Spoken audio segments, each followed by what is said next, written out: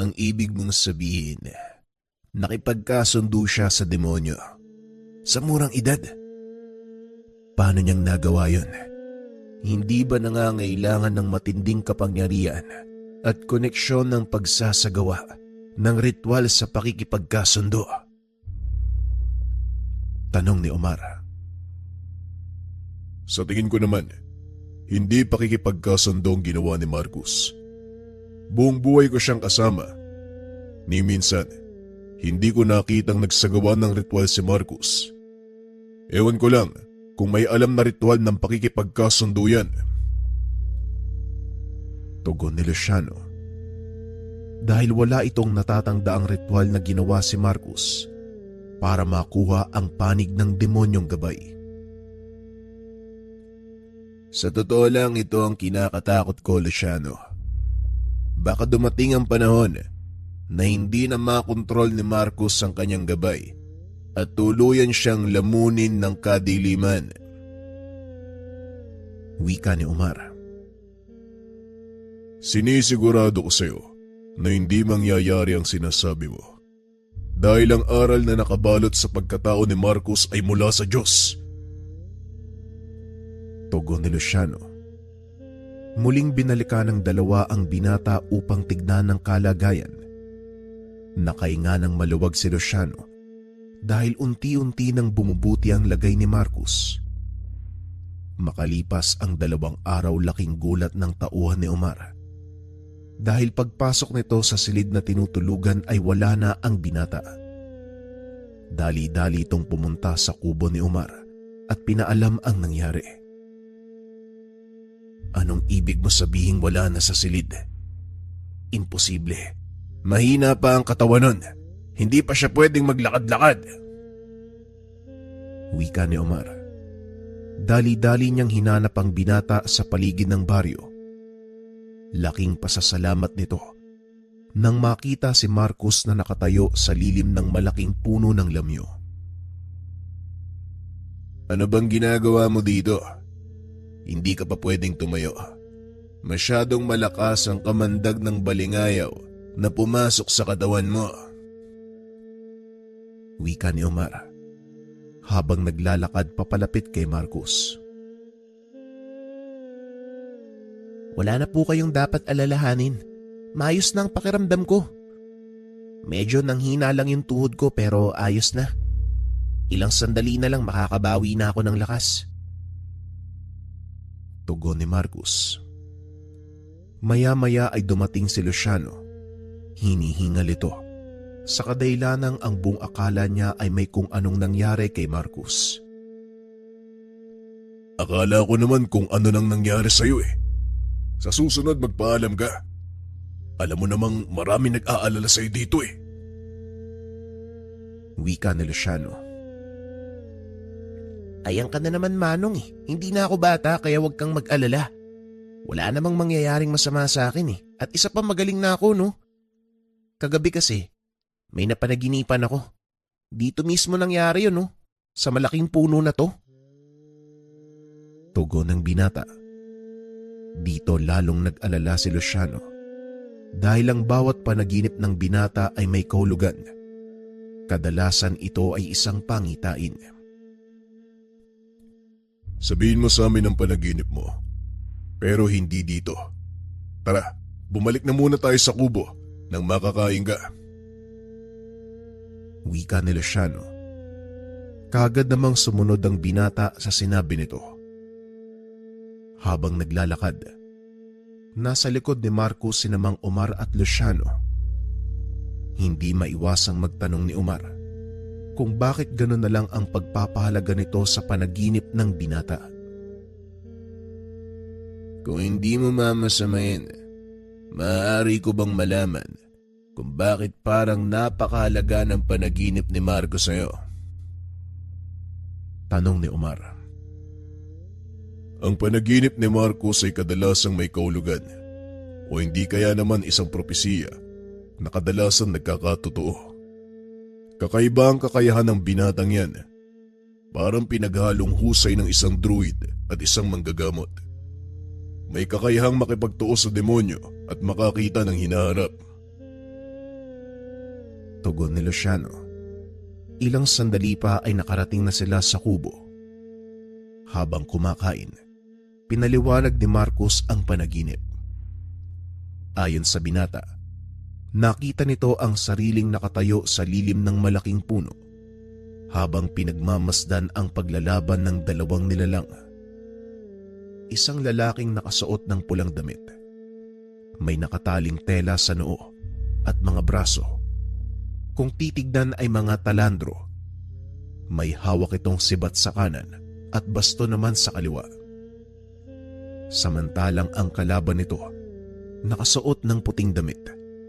May mahabang balbas, walang hawak na sandata, at sa tuwing hinahawakan nito ang mga bagay sa paligid ay kagad nalulusaw. Kapag kinukumpas naman ng lalaki ang kamay, nagdudulot ito ng malaking pinsala sa katawan ng katunggali. Tuluyang natalo ng lalaking nakaputi ang lalaking nakapula. Nakalas ang lahat ng mga talandro at gamit nito sa katawan hanggang sa tuluyang mamatay. Napahinto si Omar sa pagkain dahil sa alam nito kung ano ang sinasabi ni Marcos. Ang nakita mo sa iyong panaginip ay isang kaganapang nangyari. Maraming taon na ang nakakaraan. Bago pa man maitatag ang baryong ito, naglaban ang dalawang malakas sa Bertudes sa mismong lugar kung saan nakatayo ang malaking puno. Ang lalaking nakapula, ang mananambal na naligaw ng landas na nagngangalang Ponciano, at yung isang ukluban, walang iba kundi ang tatay ng iyong ina, si Maestro Margalio. Wika ni Omar. Mariing nakinig si Marcos sa mga kwento nito. Sa unang pagkakataon ay nagkaroon ng interes ang binata sa mga lumang kasaysayan. Kaya naman sinenyasan ni Luciano si Omar na ipagpatuloy ang kwento. Ayon dito, ang lolo ni Marcos ang kinilalang pinakamalakas sa Bertudes sa lugar. Ngunit wala itong kakayahang manggamot. Pero sa kabila ng kakulangan, nagagawa naman itong ipagtanggol ang kanyang baryo gamit ang kakayahan. Sa ganung paraan, ginalang at kinatakutan ng ibang may kakayahan si Maestro Margalio hanggang sa dumating ang araw. Ginulo ng isang manggagamot ang kanilang lugar. Alam nitong walang kakayahang manggamot ang tagapangalaga ng lugar na yun. Kaya gumawa ito ng paraan upang taniman ng sakit ang mga taong nakatira sa lugar. Walang nagawa si Maestro Margalio kung hindi humingi ng tulong sa mga kakilalang manggagamot. Ngunit wala ni isa sa kanila ang dumating para sumaklolo. Hanggang sa biglang nagpakita itong si Ponciano, nag-alok ng tulong. Hindi naman tumanggi ang maestro dahil na din naaawa ito sa sinapit ng kanyang baryo. Ngunit lingid sa kaalaman ng matanda na ang taong nag-alok ng tulong ay siya ding dahilan ng pagkakasakit ng mga taga roon. Ginamot nito ang mga tao at nakahinga ng maluwag ang maestro dahil gumaling ang mga taga-baryo. Ngunit laking gulat nito nang biglang maningil ang manggagamot. Wala nang nagawa ang mga residente kung hindi magbayad ng tinuturing nitong halaga. May ilang hindi nakapagbayad. Napansin ni Maestro Margalio na bumalik ang sakit ng mga ito. Sa pagkakataong iyon ay lalo pang lumala. Samantalang ang mga nagbayad naman ay tuluyang gumaling. Dito na nagsimulang maginala ang maestro. Kaya naman binantayan nito ng mabuti ang manggagamot.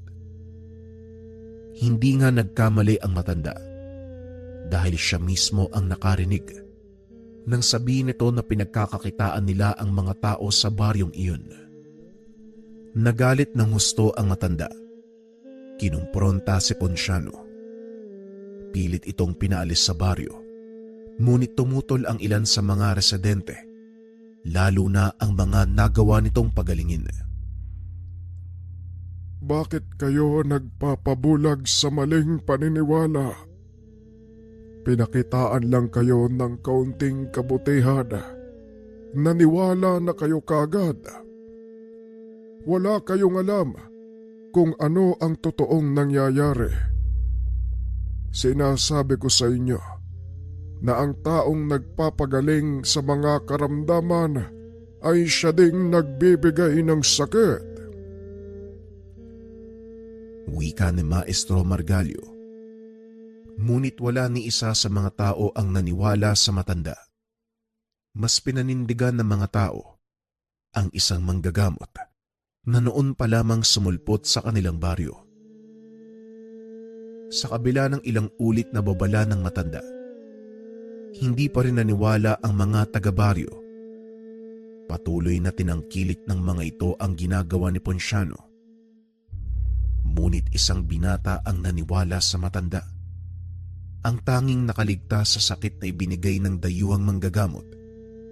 Ito ay walang iba kung hindi si Omar.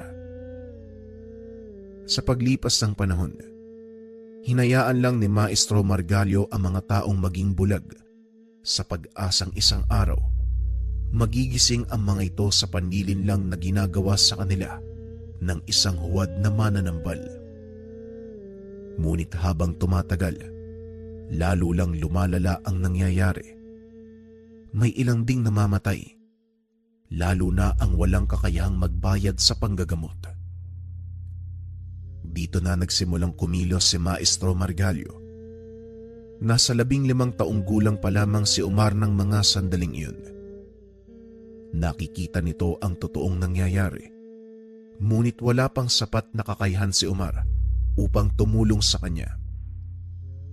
Hanggang sa hindi na ito makatiis sa mga nagaganap, sinubukan nitong atakihin si Ponciano gamit ang natutunang aral kay Maestro Margalyo.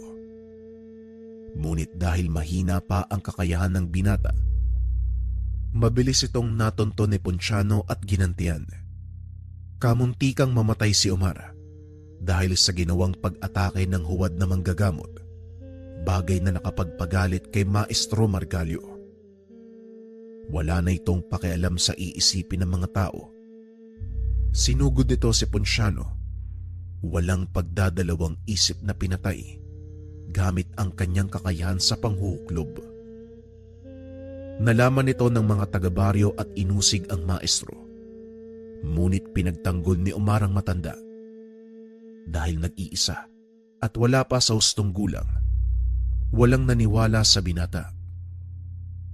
Nilabanan ng ilan si Maestro Margalyo at dahil sa ayaw ng matandang makasakit ng mga taga-baryo, pinili nitong umalis sa lugar. Sumama naman si Omar sa kanya. Nagpatuloy sa pagsasanay kasama ang matandang hukluban. Kakaibang kaalaman ang itinuro nito. Maliban pa dito, may kakayahang manggamot si Omar, kaya higit na mas malakas ang tinaglay nitong aral, kombinasyon ng panghuhuklob at pananambal. Tandaan mo, Omar, ang panghuhuklob, isang lumang kaalaman na maaaring maging sumpa o kagalingan. Nasa taong may tangan ng kalamang ito kung paano niyang gagamitin ng kaalaman. Wika ni Maestro Margalyo. Sa mga hindi nakakaalam, ang panghuklob, hindi likas na kaalaman. Ito ay isang sumpa mula sa mga bathala. Ang bawat kumpas o hawak ng isang hukluban maaaring magdulot ng kamatayan sa taong patutungkulan nito. Ang mga manggagamot na tinamaan ng sumpa, nawawalan ng kakayahang manggamot o magpagaling, kahit pa ng pinakasimpleng pinsalang dulot ng mga tao. Sa kabila ng lakas sa taglay ng mga ito, wala itong saysay, lalo pa kung wala kang kakayahang magpagaling kahit ng sarili mong pinsala. Ito ang masaklap na nangyari kay Maestro Margalyo. Mabuti ang hangarin nitong makatulong sa kapwa, ngunit hindi ito naunawaan ng kanyang mga kababaryo. Saka na lang lubusang napagtanto ng mga ito na totoo ang sinasabi ng matandang hukluban. Ilang araw matapos mapatay ng maestro ang kalaban, unti-unting nawala ang salot na lumukob sa buong baryo. Isa-isang gumaling ang mga tao, ngunit hindi na nabura sa kanilang isipan ang mga naganap. Pinalabas ng mga naiwang tagasunod de Ponciano na si Maestro Margalio ang may gawa ng sakit. Nagtanim ng galit sa kanya ang mga tao. Dahil dito, walang tigil na tinugis ng mga tao ang matandang hukluban. Tanging si Omar lang ang lubusang nakaunawa ng totoong nangyari. Kaya pinagtanggol niya ito ng sariling buhay. Nakalaunan ay hindi rin nagtagumpay dahil nga sa nag-iisa ito, walang sapat na kakayahan. Namatay ang matanda sa kamay ng mga taong matagal na panahon niyang ipinagtanggol at pinangalagaan. Balik tayo sa kasalukuyan. Sa malaking punong ito mismo naganap ang laban sa pagitan namin ng mga taong nais pumatay kay Maestro. At dito din mismo sa lugar na ito, nararamdaman ko na minsan sa aking buhay, wala akong kwentang tao. Hindi ko man lang napangalagaan ang kaisa-isang taong nangalaga at nagturo sa akin ang lahat ng kalamang meron ako ngayon. Wika ni Omar habang nakatayo sa lilim ng malaking puno. Nakakalungkot pala yung nangyari sa lugar na to, no? Pero, paano mong nakuha ang tiwala ng mga taong minsan nang lumaban sa inyo? Tanong ni Marcos. Umalis ako sa baryong ito ng ilang taon. Ginamit ko ang mahabang panahon upang magsanay.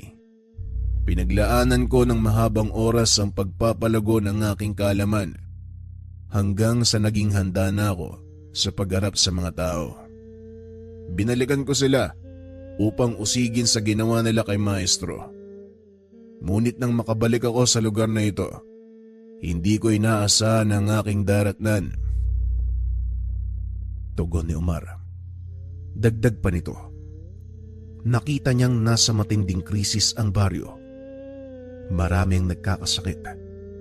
Halos wala nang makain at ang ilang residente namamatay dahil sa sumpa ng isang mambabarang. At dito na pumasok si Luchibar, tama ba? Wika ni Luciano. Laking gulat ni Omar nang bigla itong magsalita. Tama ka, Luciano. Si Luchibar ay isa sa mga dating galamay ni Ponciano. Hindi natanggap ang kamatayan ng kinilalang guro, kaya mga taga-baryo ang binalikan at sinubukang ubusin. Nang mga panahong ito nakilala ko ang iyong ama, Marcos. Binata pa si Amang Rodrigo ng mga panahong yon at hindi may tatanggi ang angking husay dahil laganap na ang nagawa niya sa mga karatig baryo. Wika ni Omar. Alam na ni Marcos ang tungkol sa kwentong ito. Kaya naman hindi na kinakailangang ulitin ni Omar ang pagsasalaysay. Lubusang naunawaan ng binata ang dahilan kung bakit naging mahalaga ang kanyang ama sa mga taga-baryo. Sa kalagitnaan ng pag-uusap, isa sa mga residente ang humahangos na dumating. O Pilo, anong nangyari? Bakit napakaputla ng mukha mo? Tanong ni Omar. May nangyari po sa mga kaalyado natin sa kabilang baryo. Sinalakay po sila ng napakadaming insekto. Hinala ko. Gawa po yun ng mga mambabarang na kasama na Luchibar. Nagkatinginan ang tatlo sa mga narinig. Dali-daling kumilos ang mga ito upang puntahan ang sinasabing lugar ng kasama ni Omar. Akmang papaalis na ang mga ito nang biglang pigilan ni Luciano si Marcos. Hindi ka pa maaaring sumabak sa laban, lalo pat hindi pa lubusang gumagaling ang katawan mo mula sa kamandag na dulot ng isang mambabarang. Magpaiwan ka muna, Marcos. Ako na ang bahala. Wika ni Luciano. Ngunit hindi nito nagawang pigilan si Marcus. Alam mong magsasayang ka lang ng oras kakapigil sa akin, Manong. Kaya hayaan mo na lang akong sumama. Isa pa, kamandag lang naman ang puminsala sa katawan ko, hindi tigal po. Kaya nga mabilis ako nakabawi, hindi ba? Tugon ni Marcus. Napailing na lang si Luciano dahil alam niyang walang patutunguan ang pakikipagdiskusyon sa binata. O siya, sumama ka. Pero wag mong puwersahin ang sarili mo. Ayokong akayin kita pabalik sa baryong to. Wika ni Luciano. Matapos ang pag-uusap ay kagad nang umalis ang pangkat. Binalaan sila ni Pilo na maaaring alam na ng kalaban ang kanilang pagdating, kaya mahihirapan ang mga itong hanapin sila. Medyo mahihirapan tayong alamin kung nasaan ang mga kalaban dahil sa kaalaman nila sa sabulag. Kaya hindi na naituloy ni Omar ang sasabihin. Bigla nitong naramdaman ang napakadilim na puwersa na nagmumula kay Marcus. Wala kang dapat alalahanin, Manong. Ako at ang kaibigan ko na ang bahala. Drogo, ituro mo sa amin ang kinaroroonan ng kaluluwa ng mambabarang. Wika ni Marcus. Nanlaki ang mga mata ni Omar nang biglang lumitaw sa tabi ni Marcus ang isang nilalang na may ulo ng dragon at katawan ng tao. Mahabaging lalaon. Hindi demonyong isang to, kundi isang mataas na uri ng celestial. Paano niyang nagagawang itago ang totoong pagkatao kay Marcus? Wika ni Omar. Hindi ko din alam, Omar. Magpasalamat na lang tayo dahil kakampi natin ang isang to. Wika ni Luciano habang pinapanood si Marcus. Patuloy nitong kinakausap ang kaibigan na tila nakikipagkasundo. Ilang sandali pa ay tumawa ito ng malakas at biglang naglaho. O Marcus, anong gagawin ng isang yun? Saan siya pupunta? Tanong ni Luciano. Malalaman natin mamaya ang resulta. Sa ngayon, antayin na lang muna natin yung pagbabalik ni Drogo. Tugon ni Marcus. Naupo ang mga ito sa isang tubaan. Inantay ang pagbabalik ng kaibigang si Marcus. Hindi naman mapigilan ni Omar ang sarili. Naitanong nito sa binata ang tungkol kay Drogo.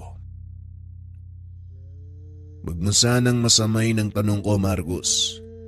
Pero si Drogo, alam mo bang isa siyang demonyo? Wika ni Omar. Napalingon si Marcus sa kanya. Tumawa ng malakas. Oo, nakikita mo ba yung selyong to? Yan ang marka ng aming kasunduan. Hindi siya aalis sa tabi ko hanggat hindi nakukuha yung kaluluwa ko. Biro lang. Ito naman, alam kong demonyo si Drogo, pero wala kayong dapat alalahanin dahil nasa ilalim siya ng pangalaga ko. Tugon ni Marcus. Hindi naman sa nag-aalala kami, pero hindi mo din maaalis sa amin ang takot na baka sa bandang huli, konsumuhin ka ng kadilimang bumabalot sa kanya. Muling wika ni Omar. Hindi mangyayari yun. Dahil kung yun ang totoong pakay ni Drogo, dapat kinuha niya na ako eh. Nung mga panahong wala pa akong malay. Sa totoo lang, nagtataka din ako sa inaasal ni Drogo eh. Pero hinahayaan ko na lang yung tadhana na kusang magpakita ng sagot sa akin. Tugon ni Marcus. Napagtanto ni Omar na tama ang sinabi ng binata. Dahil kung talagang balak nitong kunin si Marcus, gagawin niya ito sa mga panahong wala pang kakayahang ipagtanggol ng binata ang sarili. Ilang sandali pa ay tumayo na si Marcus. Naglabas ito ng kwintas sa kanyang bulsa nagawa naman sa itim na bato. Ayon kay Luciano, ang bagay na yon ay isang kasangkapang ibinigay ni Mang Rodrigo para mabilis na mahanap ang kinaroroonan ng kalaban. Mukhang naiinip na si Marcos. Tara, tumayo na kayo. Ituloy na lang natin ang inuman pagkatapos nito. Wika ni Luciano habang sinusundan palabas ng tubaan si Marcos. Patuloy na naglakad ang mga ito hanggang sa isang lalaki ang nakita nilang nakaharang sa daraanan. Parang hinahatak ng malakas na enerhiya ang bato ng kwintas ni Marcos papunta doon sa lalaki. Nakumpirma ng binata na ito nga ang kanilang hinahanap dahil napansin nito ang figura ni Drogo sa likuran. Akmang susugod na sana si Marcos nang bigla nitong marinig ang boses ni Drogo. "Sandali lang, Marcos. Hindi basta mambabarang ang isang to. May kakayahan siyang magbato ng malediksyon." "Magdahan-dahan ka. Baka imbes na mapunta sa akin ang kaluluwa mo, magpalutang-lutang ito sa kawalan." Wika ni Drogo. Sa mga hindi nakakaalam, ang malediksyon ay isang uri ng kakayahan ng mga sinaunang wikan.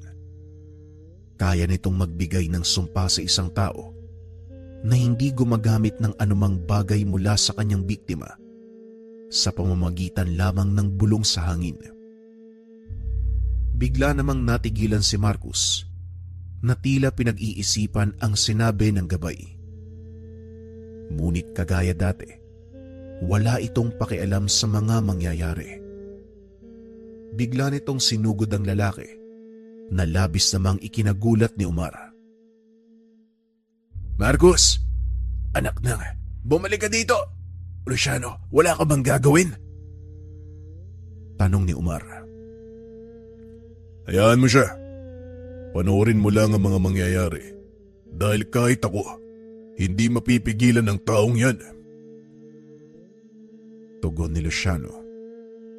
Naupo ito sa sulok habang pinapanood si Marcos. Nagulat naman ang lalaki dahil hindi nito inakalang susugurin siya ng binata gamit ang pisikal na lakas. Hindi ito nakaalis sa kinaroroonan dahilan para tamaan siya ng suntok mula kay Marcos. Tumalsik ito ng malayo at medyo natagalan bago makabawi. Napatayo naman si Luciano dahil ang buong akala nito nanalo na si Marcos. Ngunit unti-unti itong tumayo. Nagulat sina Omar dahil wala man lang itong natamong pinsala. Hindi ko inaasahan ang ataking yon. Pero mukhang maaaliw ako sa grupo niyo. Ikaw ba ang anak ni Rodrigo? Naparito sana ako para magpatid ng mensahe sa inyo. Pero may mga nangahas na lumaban at pigilan ako sa baryong ito. Kaya wala akong nagawa kung hindi pagtanggol ang sarili ko. Wika ng lalaki. Biglang nanlamig si Omar dahil nakilala nito ang boses ng lalaki. Ang lalaking yan, kanang kamay ni Luchibar. Ang pangalan niya. Amel! Walang yaka talaga. Pati ang mga walang kamuwang-muwang na tao, dinamay mo pa! Nanlaki ang mga mata ni Omar nang marinig ang pamilyar na boses. Maging si Luciano ay biglang napaangat ng tingin. Nakita ang isang lalaking nakasuot ng pulang kamisetang walang manggas. Balot ng tattoo ang braso nito at napakahaba ng buhok.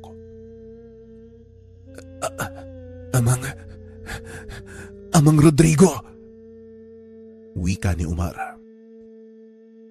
Huwag mo nang itanong kung ano ang ginagawa ko dito, Omar. Dahil alam mo sa sarili mo ang dahilan. Ayan, nakatayo sa harapan nyo.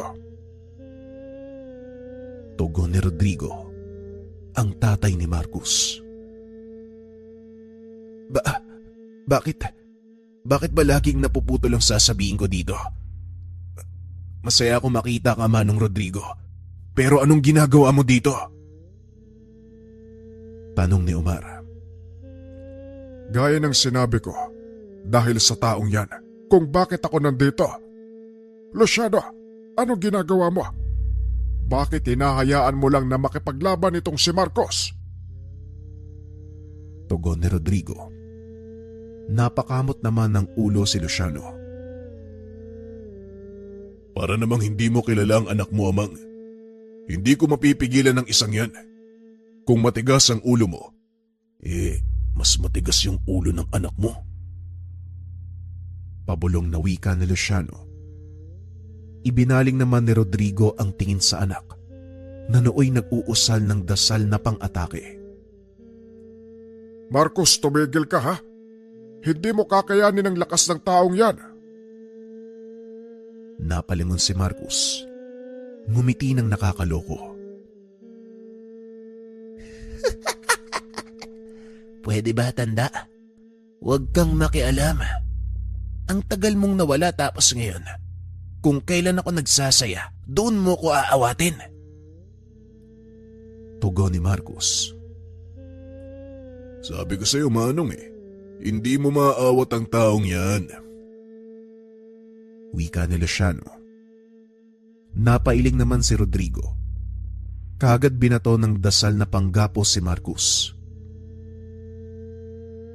Luciano, damputin mo ang batang yan at ilayo dito. Wika ni Rodrigo. Kaagad naglakad papunta sa kinaroroonan ni Marcos si Luciano. Ngunit nang malapit na ito, bigla namang nakalas ang dasal na ibinato ni Rodrigo. Ay tanda, pwede bang huwag kang makialam? Wika ni Marcos. Nagulat si Rodrigo sa naging pagbabago ng lakas ni Marcos. Malaki na ang tinaas ng level ni Marcos simula nang mawala ka, Manong. Hindi na siya ang batang iniwanan mo na kaya mong pagsabihan at mapipigilan. Wika ni Luciano. Alam kong darating ang oras na ito. Natutuwa ako dahil umunlad ang anak ko sa larangang pinamana ko sa kanya. Tugon ni Rodrigo. Hindi ba napakagandang tignan? Muling nagkita ang mag-ama. Sakto ang plano ko. Hindi ko alam na napakahina pala ng utak mo, Rodrigo. Hindi mo man lang naisip na ipinatid kita sa sarili mong patibong. Wika ng lalaking si Amel. Naputol ang pag-uusap ng tatlo nang biglang kinumpas ni Amel ang kanyang kamay. Nagdilim ang paligid at tila huminto ang takbo ng oras. Biglang lumitaw si Drogo sa harap ni Marcos. Ay, kutong lupa. Sa pagkakataong ito, makinig ka sa tatay mo, Marcos. Hindi mo kakayanin ang lakas ng isang to. Biglang natigilan si Marcos dahil seryoso ang mukha ni Drogo. Kaagad umatras ang binata. Nalabis namang ipinagtaka ni Rodrigo dahil nakinig ito sa sinabi ng gabay. Ano bang meron? Bakit ba ayaw niyo akong makasagupa ang isang yan? Tanong ni Marcos. Mamaya ko na ipapaliwanag sa'yo. Sa ngayon, umatras ka na muna. Tugon ni Drogo. Bigla nitong ibinuka ang mga pakpak para magsilbing pananggalang sa anumang ataking ibabato ni Amel. Mabilis namang hinila ni Luciano ang binata. Sa pagkakataong iyon, sumunod naman ito. Matapos masiguradong malayo na si Marcos, kaagad nagpakawala ng malakas na enerhiya ang nilalang dahilan para lalong mapalayo sa kanya ang mag-ama. Kasabay nito, naramdaman din ni Marcus ang malakas na enerhiya. Lumalabas sa suot niyang medalyon. Sumasagot ito sa pulso na enerhiyang inilalabas ni Drogo. Kaya hindi mo pwedeng labanan ang isang yan dahil hindi siya pangkaraniwang tao. Oo, malakas ka, pero mas malakas ang demonyong nakipagkasundo sa kanya. Si Amel ang bunga ng kasunduan ni Luchibar at ng isang malakas na demonyo. Naparito siya para tuluyang ubusin ang mga taong narito. Wika ni Rodrigo. Dagdag pa nito, sa bawat tao o nilalang na mapapatay nito, lalong lumalakas ang kapangyarihan ni Amel. At sa oras na isang celestial o demonyo ang mapatay ng nilalang, unti-unti siyang lumalapit sa pagiging immortal. Nagulat si Marcus at Omar sa sinabi ni Rodrigo. Hindi nito akalain na yun pala ang totoong pakay ni Amel, ang lipunin ang lahi ni Rodrigo. Anong nangyari kay nanay? Wala na ba talaga siya? At bakit nandun siya sa impyerno, tay? Tanong ni Marcus. Pinili kong ikulong ang nanay mo sa impyerno para maprotektahan siya laban kay Luchibar. Sa oras na makuha nito ang kaluluwa ng iyong ina, makukumpleto na ang kanyang pag-aalay at hindi na mapipigilan ng pagiging immortal ng taong yon. Wika ni Rodrigo. Dito unti-unting naunawaan ni Marcus ang lahat. Kahit papano, nakaramdam ito ng pag-asang makakasama muli ang kanyang ina. Biglang natigilan ang lahat nang maramdaman ang kakaibang enerhiya na nagmumula sa pananggalang na ginawa ni Drogo. Unti-unting humupa ang usok at alikabok. Tumambad sa mga ito ang nakakabulag na liwanag mula sa gabay. Nanlaki ang mga mata ni Marcus nang unti-unting lumabas ang 4 na malalaking pakpak. At kagaya ng lawin, nagbago ang kulay ng baluti ni Drogo. Maging ang dating anyo nitong dragon, napalitan ng maamong muka ng isang lalaking may gininto ang buhok. Nagliliwanag din ang selyo sa kanang palad ng binata. Kasabay nito, ang biglaang pagpintig ng medalyong suot. Nakaramdam ng kakaibang kapangyarihan si Marcus. Kahalintulad ito ng pakiramdam nung bata pa siya at yakap-yakap ng kanyang ina. Walang ano-ano, narinig nito ang isang pamilyar na boses sa kanyang isipan. Sa wakas, muli tayong nag-usap, anak ko. Matagal na panahon kong inintay na muli kayong magkita ng iyong ama.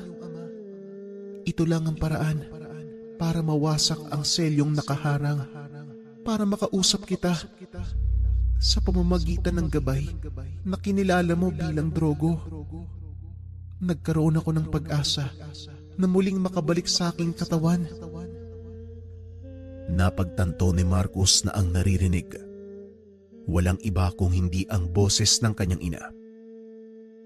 Hindi nagsasalita si Marcus, ngunit nababanaag ni Rodrigo ang ngiti sa labi nito. Alam kong nauunawaan mo na ang lahat, Marcus. At sana, nawala din ang galit dyan sa puso mo. Pasensya na kung matagal kong itinago sa iyo ang katotohanang buhay pa ang iyong ina. Wika ni Rodrigo. Napalingon si Marcus sa ama. Mamaya na po natin pag-usapan ang tungkol sa bagay na yan. May laban pa tayong kailangan tapusin. Kailangan ni Drogo ng tulong ko. Tugon ni Marcus.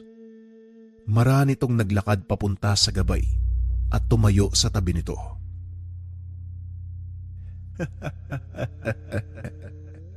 Ngayon nauunawaan mo na kung ano ang totoong naganap.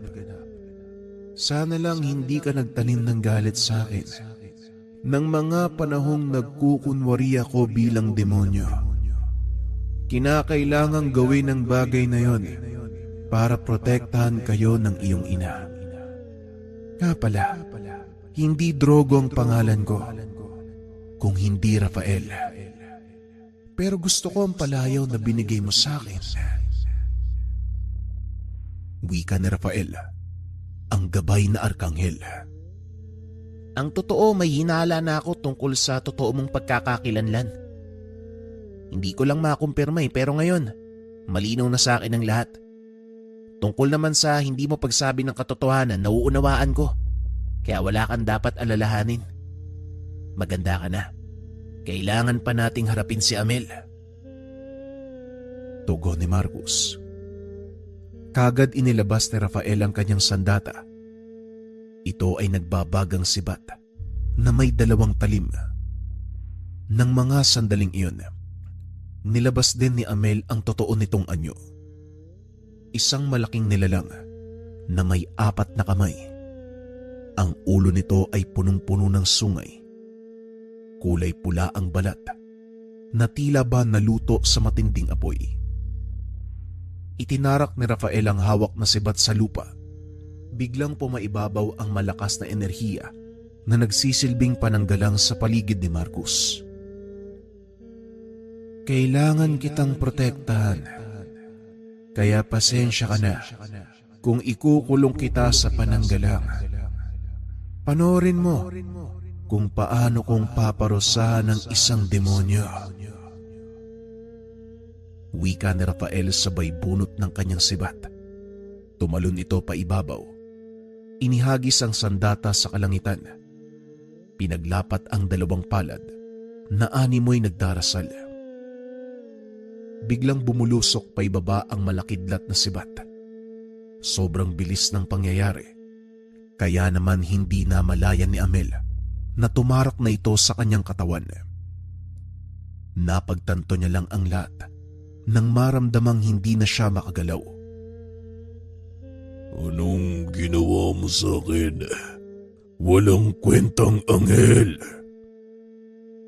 Wika nito habang pilit na binubunot ang sibat sa kanyang katawan. Huwag mo nang subukan dahil hindi mo magagawang bunutin ang sibat ni Longinos sa katawan mo. Sa oras na itarak ng isang dibino ang sibat na yan, iisa lang ang kakahantungan mo. Yon ay ang kamatayan. Napasigaw si Amel. Dahil sa galit, hindi nito akalaing ganong kalakas ang nilalang na gabay ni Marcus.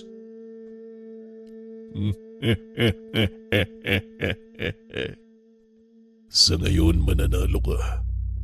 Kaya namnamin mo ang tagumpay na yan.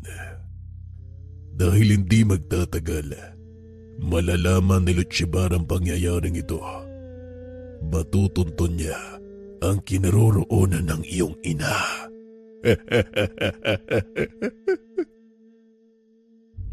Wika ni Amel. Ikinumpas ni Rafael ang kanyang kamay at isa pang sibat ang tumusok sa katawan ni Amel. Sa bisa ng kapangyarihang iginawad ng amang may likha, pinapatawan kita ng habang buhay na kamatayan. Hindi na makakabalik sa mundo ng mga buhay ang iyong kaluluwa, maging sa langit o impyerno. Hindi ka maaaring pumunta.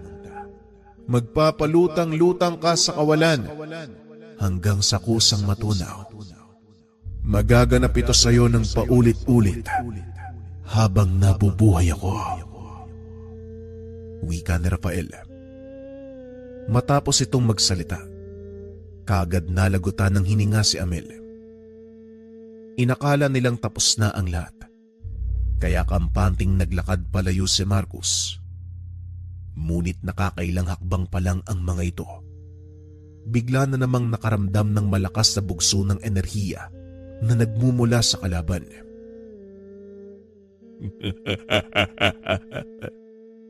Inakala mong ganun lang kabilis na magapi ang isang kagaya ko. Pasensya na, pero nagkakamali ka. Nilingon ni Marcos ang kalaban. Nanlaki ang mga mata nito dahil nanatiling nakatayo si Amel. Ni isang galos, walang natamo.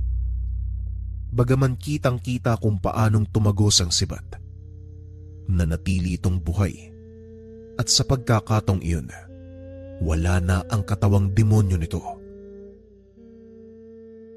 Anong nangyari? Akala ko ba napatay mo siya?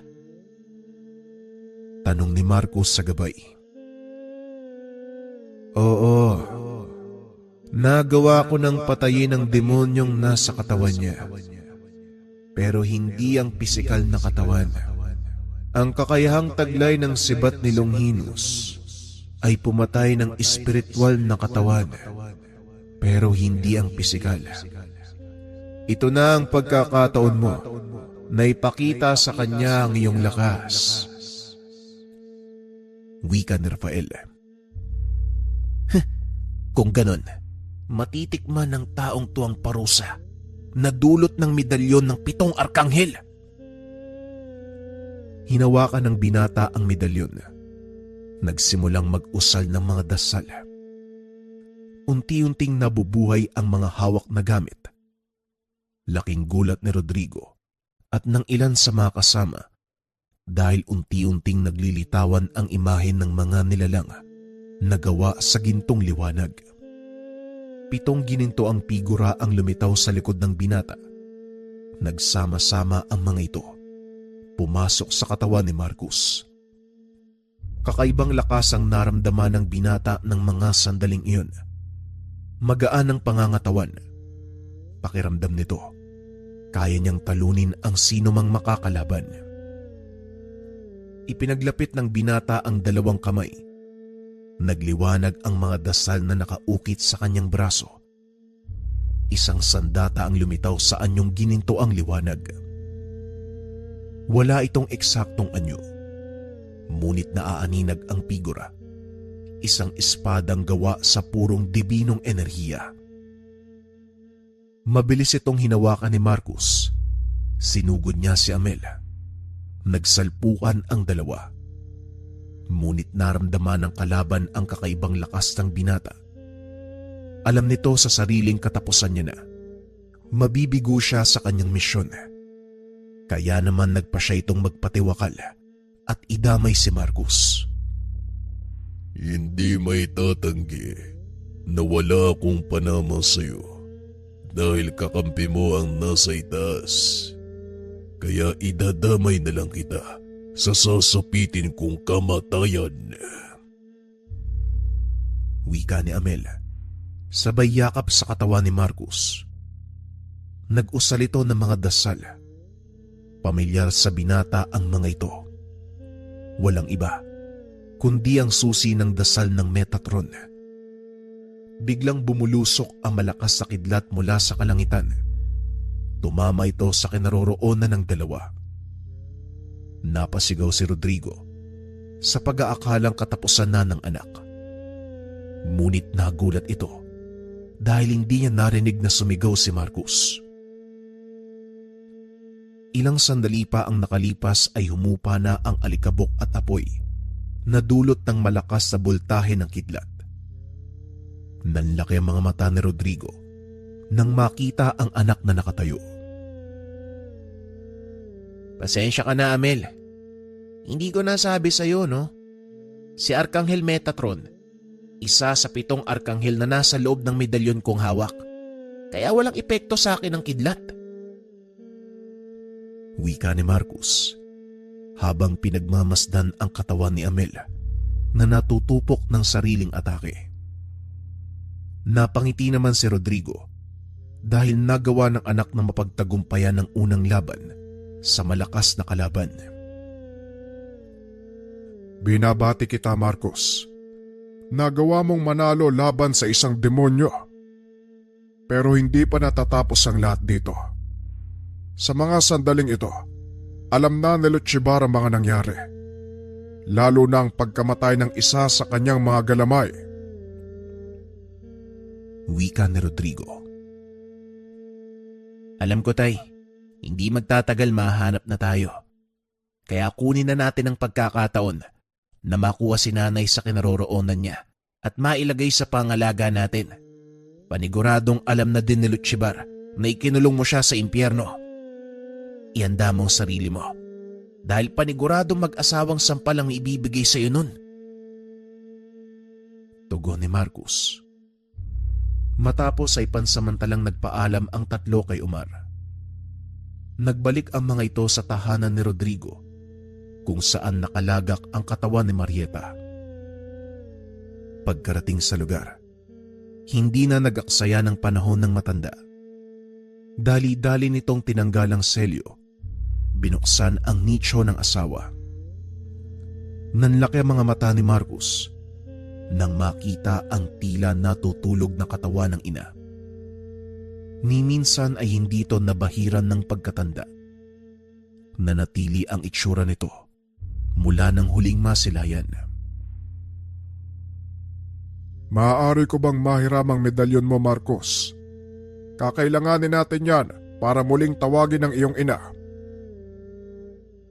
Wika ni Rodrigo. Inabot naman ni Marcos ang medalyon sa ama. Kinausap ang ina. Sandaling panahon na lang, Nay. Makakaalis ka na rin sa kinaroroonan mo. Sa wakas, masasapok mo na din si tatay. Wika ni Marcos. Napailing na lang si Rodrigo. Sinimulan ang ritual ng pagtawag sa kaluluwa ni Marieta gamit ang mga dasal ni Arkanghel Azrael. Sa mga hindi nakakalam, ang Arkanghel na ito ay tagapangasiwa ng mga namatay. Siya ang naghahatid sa mga ito sa huli nilang hantungan dahil isa sa 7 gabay ng 7 Arkangheles. Nagagawa itong tawagin ni Rodrigo. Tumambad sa harapan nila Marcos ang isang anghel na nakasuot ng itim na balabal. May hawak itong karet na may 2 talim sa kanang kamay at timbangan naman sa kaliwa. Anong may paglilingkod ko sa inyo, Amang Rodrigo? Tanong ng Arkanghel. Nagulat naman si Marcos dahil nagagawang utusan ng kanyang ama ang mataas na uri ng celestial. Hindi may paglilingkod, dakilang Arkanghel. Maipapakiusap ako. Nawa ay mapagbigyan mo. Tugon ni Rodrigo habang nakayuko. Magsalita ka, lingkod ng ama. Muling wika ng Arkanghel. Kailangan kong ibalik sa katawang ito ang kaluluwa ng aking asawa. Maaari mo bang buksan ang lagusan ng impyerno para sa akin? Panandaliang nabalot ng katahimikan ng paligid. Biglang itinutok ni Azrael ang kanyang karet kay Marcos. Nasa kamay ng binatang ito ang selyo. Bakit hindi siya ang utusan mo? Napaangat ng tingin si Marcos. Nagulat sa sinabi ng Arkanghel. Teka, bakit ako? Hindi ko alam yung gagawin ko dito, Tay. Tugon ni Marcos. Minsan mo nang nabuksan ang trangkahan ng impyerno nang papasukin mo mga sundalong demonyo. Kaya alam kong magagawa mo uli yon, Marcos. Isipin mo lang ang kinaroroonan ng iyong ina. Pakiramdaman mo ang kanyang aura. Paniguradong magagawa mong iduktong ang tanikala ng buhay sa kanyang kaluluwa. Wala na tayong oras, kaya huwag ka masyadong maraming tanong. Huminga ng malalim si Marcos. Inilapat ang kamay na may nakaukit na selyo sa dibdib ng ina. Ipinikit ng binata ang mga mata. Pinakiramdamang mabuti ang paligid, sabay banggit ng pangalan ng kanyang ina. Nakita nito si Marieta na naglalakad. Naramdaman din ng ina ang kanyang presensya. Inunat nito ang kamay. Lumabas mula sa kawalan ang kulay gintong kadena. Hinawakan nito ni Marieta. Unti-unti siyang hinatak pa ibabaw hanggang sa muli nitong nasilayan ang pakpak ng napakagandang liwanag na mula sa papasikat na araw. Unti-unting bumangon si Marieta. Ang unang nakita nito ay ang mukha ni Marcus. Napangiti ang ginang. Walang pagdadalawang isip na niyakap ang anak. Ikinagagala kitang makita, anak ko. Alam kong darating ang araw na to. Wika ni Marieta. Matagal ko din pong inantay ang pagkakataong ito, Nay. Pero pasensya na. Hindi ito ang tamang oras para magdiwang tayo. Makakapag-antay ang lahat ng yan sa oras na matapos natin ang mga problema. Tugon ni Marcus. Alam ko, anak, at mukhang may kailangang managot sa pagkakakulong ko sa impyerno. Muling wika ni Marieta habang dahan-dahang lumilingon kay Rodrigo. Pasimple itong naglakad palabas ng mausoleo, ngunit kagad itong napahinto nang tawagin ni Marieta. Rodrigo, bumalik ka dito! Dahan-dahan itong lumingon. Lumapit papunta sa asawa. Ay, pasensya ka na, Marieta. Pero yun lang kasi yung alam kong paraan para maitago ka kay Lutchibar. Alam kong mahanap ka niya sa mundong to. Kaya nilagay kita sa lugar kung saan hindi siya maghihinala. Pagpapaliwanag ni Rodrigo. Alam ko, at hindi ako nagagalit. Nauunawaan kong ginawa mo. Pero sana nag-abiso ka. Alam mo bang napakainit sa lugar na yun? Wika ni Marieta. Biglang napangiti si Marcus. Siguro mag-ayos sa po muna kayo, Nay. Kailangan bumawi ng lakas ng pisikal mong katawan. Naganda na ng agahan si Mang Ben. Wika ni Marcus. Inakay ng mag-ama si Marieta papunta sa loob ng tahanan. Nanlaki ang mga mata ni Mang Ben nang makita itong buhay. Senyora Marieta, ikaw ba talaga yan? Tanong ni Mang Ben. Halos mabitawan nito ang dalang mangkok na sabaw nang makita ang ginang. Ako to, Mang Ben. Ikinagagala kitang makita. Tugon ni Marieta.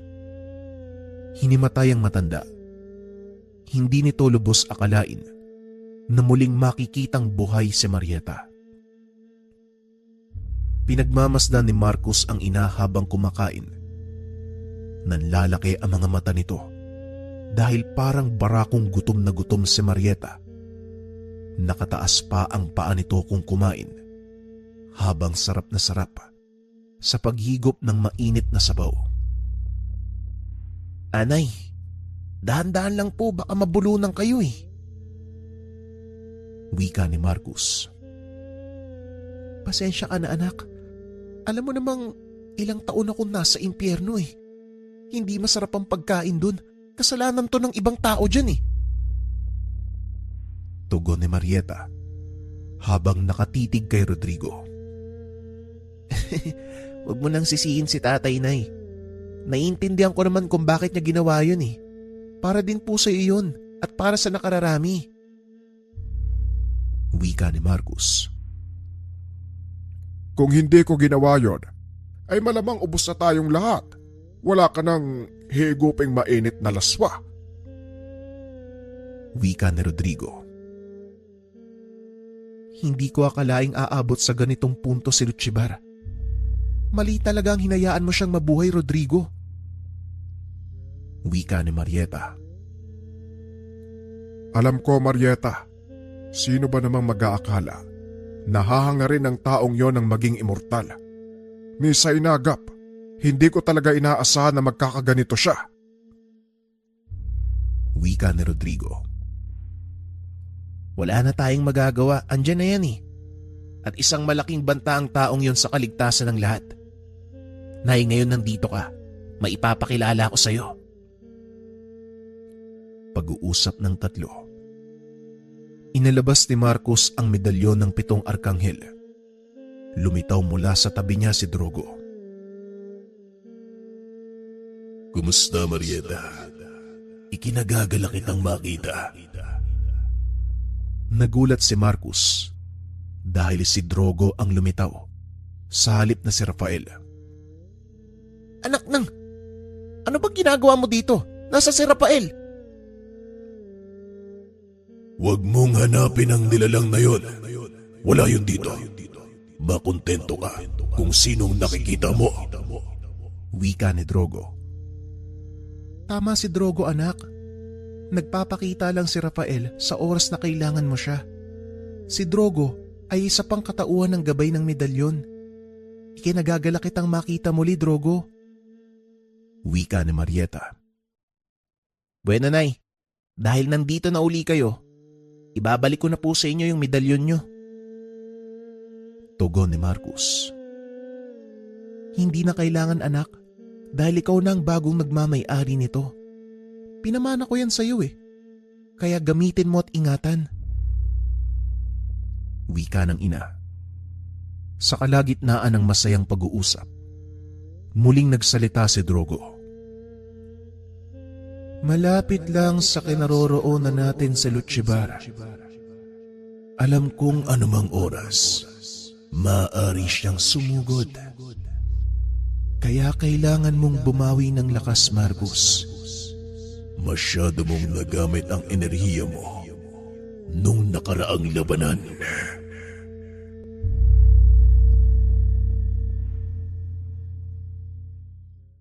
Update lang mga kabayan, last 2 episodes tayo. Ang ibig mong sabihin